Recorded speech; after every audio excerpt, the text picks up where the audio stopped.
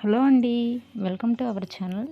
ఈరోజు వీడియోలో వైకుంఠ ఏకాదశి పూజ ఎలా చేసుకోవాలి, ఎటువంటి నియమాలు పాటించాలి, ఉపవాసం ఎలా ఆచరించాలనే విషయాలు తెలుపబోతున్నాను. వైకుంఠ ఏకాదశి రోజే వైకుంఠ ద్వారాలు తెరిచి ఉంటాయి. దీన్నే ముక్కోటి ఏకాదశి అని కూడా అంటారు. ఈ ఒక్క ఏకాదశి రోజు పూజ చేస్తే 3 కోట్ల ఏకాదశుల్లో పూజ చేసినంత పుణ్యం వస్తుందట. అందుకే దీన్ని ముక్కోటి ఏకాదశి అని పిలుస్తారు. ఈ వైకుంఠ ఏకాదశి రోజే ఆలాహం, అమృతం రెండూ పుట్టాయని చెప్తారు. ఆలాహాన్ని శివుడు ఈరోజే మింగాడట. మహాభారత యుద్ధంలో భగవద్గీతను శ్రీకృష్ణుడికి అర్జునుడు ఇదే రోజు ఉపదేశించాడట. ఈ ఏకాదశి రోజు విష్ణు ఆలయాల్లో అభిషేకాలు, ప్రత్యేక పూజలు, హోమాలు, ప్రవచనాలు జరుగుతూ ఉంటాయి. ఈ వైకుంఠ ఏకాదశి రోజు ముఖ్యంగా జాగారం చేయడం, ఉపవాసం చేయడం, జపం చేయడం, ధ్యానం చేయడం. మనకి ఏడాదికి 24 ఏకాదశులు వస్తాయి. సూర్యుడు దక్షిణాయనం నుండి ఉత్తరాయణంకు మారే ముందు వచ్చే ఏకాదశినే ధనుర్మాస ఏకాదశి లేదా వైకుంఠ ఏకాదశి లేదా ముక్కోటి ఏకాదశి అని అంటారు. ఈరోజు తిరుమలలో భక్తులు ఉత్తర ద్వారం గుండా భగవంతుని దర్శించుకుంటారు.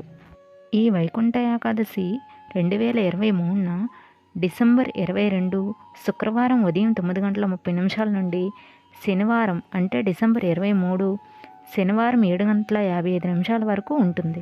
సూర్యోదయానికి తిథి ఎప్పుడైతే ఉంటుందో ఆ రోజునే మనం పండగగా భావిస్తాం కనుక శనివారమే ఈ వైకుంఠ ఏకాదశి పండుగను చేసుకోవాలి.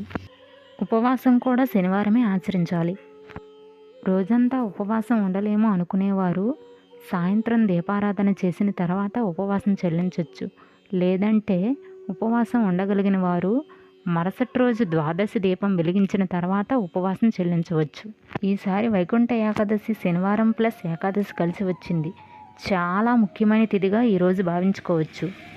మనకి ఏడాది కాలం దేవతలకు ఒక్కరోజుతో సమానం. అందుకే 6 నెలలు దేవతలకు పగల, 6 నెలలు రాత్రిగా ఉంటాయి. అంటే దక్షిణాయనం మొత్తం కూడా దేవతలకు రాత్రి సమయం అన్నమాట. ఉత్తరాయణం మొత్తం కూడా దేవతలకు పగల సమయం అన్నమాట. ఈ వైకుంఠ ఏకాదశితో దేవతలకు రాత్రి సమయం ముగిసి పగలు వస్తుంది. ఈ వైకుంఠ ఏకాదశి మహావిష్ణువుకి చాలా ప్రీతికరమైన రోజు. ఈ రోజుని మహావిష్ణువుని కానీ లేదంటే మహావిష్ణు స్వరూపాలైన వెంకటేశ్వర స్వామిని కానీ శ్రీకృష్ణ పరమాత్మను కానీ పూజించుకోవచ్చు. ఈరోజు గుడిలో ఉత్తర ద్వారం ద్వారా భగవంతుని దర్శించుకుంటే ముక్తి, మోక్షం కలుగుతాయట. దేవాలయాల్లో కొన్ని ప్రాంతాల్లో శుక్రవారమే ఉత్తర ద్వార దర్శనం లభిస్తుంది. 3 కోట్ల మంది దేవతలు రాక్షసుల బాధ భరించలేక అందరూ కలిసి ఉత్తర ద్వారం గుండా శ్రీమన్నారాయణని దర్శించుకుంటారు.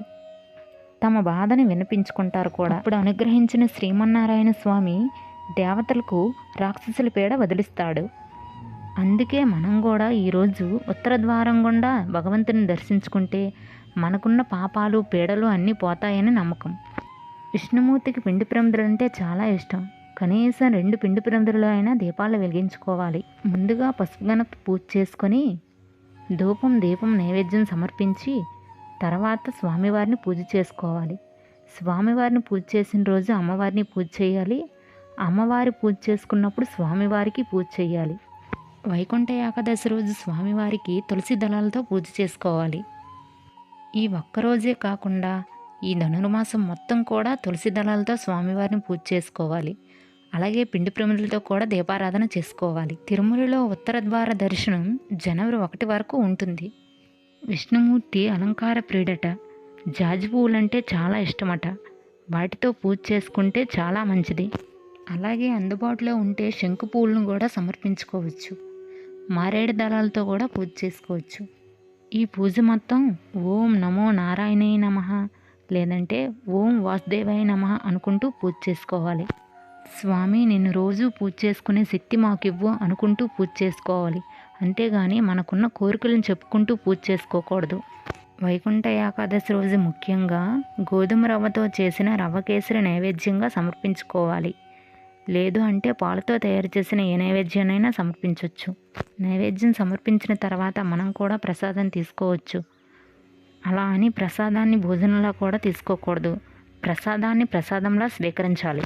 పూజ అంతా అయిపోయాక దీపం, ధూపం, నైవేద్యం అయ్యవారికి, అమ్మవారికి సమర్పించుకోవాలి. ఈ వైకుంఠ ఏకాదశి రోజు వెంకటేశ్వర స్వామి ఆలయానికి వెళ్ళి భోగం పెట్టి ఆ భోగాన్ని పిల్లలకు పంచితే చాలా మంచిది. దీన్నే బాలభోగం అని కూడా అంటారు. ధనుర్మాసం మొత్తం కూడా ఎలా చేస్తారు? ధనుర్మాసం మొత్తం చేయలేని వారు కనీసం ఈ ఏకాదశి రోజైనా చెయ్యాలి. ఇలా ఈ నైవేద్యాన్ని పిల్లలు స్వీకరించడం వలన వాళ్ళకి అష్టైశ్వర్యాలు, ఆరోగ్యాలు కలుగుతాయని నమ్ముతారు. వైకుంఠ ఏకాదశి రోజు ఇంట్లో ఎంతమంది ఉంటే అంతమంది ఉపవాసం ఉండి పూజ చేసుకోవచ్చు. ఇలా ఉపవాసం ఉండి పూజ చేసి జాగరణ చేసిన వాళ్ళకి స్వర్గలోక ప్రాప్తి కలుగుతుందని చెప్తారు. అలాగే మీకు వీలు కుదిరితే స్వామివారి అష్టోత్తరాలు, శతనామావళి చదువుకుంటే చాలా మంచిది. గోవిందనామాలు కూడా చదువుకోవచ్చు. ఓకే అండి, చూశారు కదా వైకుంఠ ఏకాదశి ఎలా చేసుకోవాలి, ఉపవాసం ఎలా ఆచరించాలనే విషయాలను.